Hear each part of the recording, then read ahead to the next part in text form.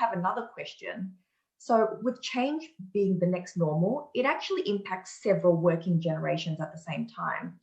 And Jeff, you've led teams of many shapes and sizes of projects of differing complexity. So what would you say to a first-time manager, someone with their L plates on, if they had to lead an organizational change initiative?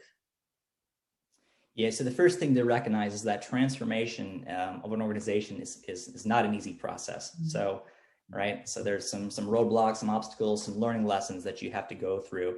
But nonetheless, you have to relentlessly, first you start with self-awareness. That's first and foremost, right? But you have to learn new beliefs by inventing and testing new things. And I think that's really critical in those early stages, is to just continuously learn, and get faster and faster and get in the rhythm of that.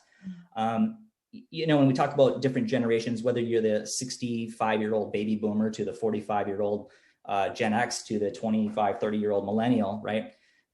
All different types of things happening at different levels. But if you frame everything from the viewpoint of what does our customer need, first and foremost, you can remove a lot of those obstacles, because you cannot waste time spinning your wheels working through those dynamics, right? And that's going to happen. That's organizational behavior, the forming, storming, norming, and performing, right? Where everybody goes through that, but you've got to get relentlessly quick at that. And there's no time to be waiting to take decisions up to senior level and work the way back. Business is dynamic, it's complex, it's global, it's ever changing. Those days are done. You gotta be super agile. I would also add that, you can talk about trust, authenticity, collaboration, partnership, diversity, inclusion, continuous learning.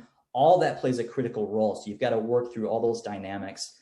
And most importantly is values and behaviors. That's what drives results. And so keep an open and respectful dialogue as you're working through all these.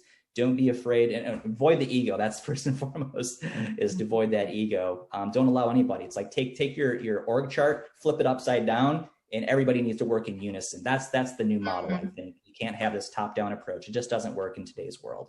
So that would be my advice. That's brilliant. I love that nugget. Check your ego at the door.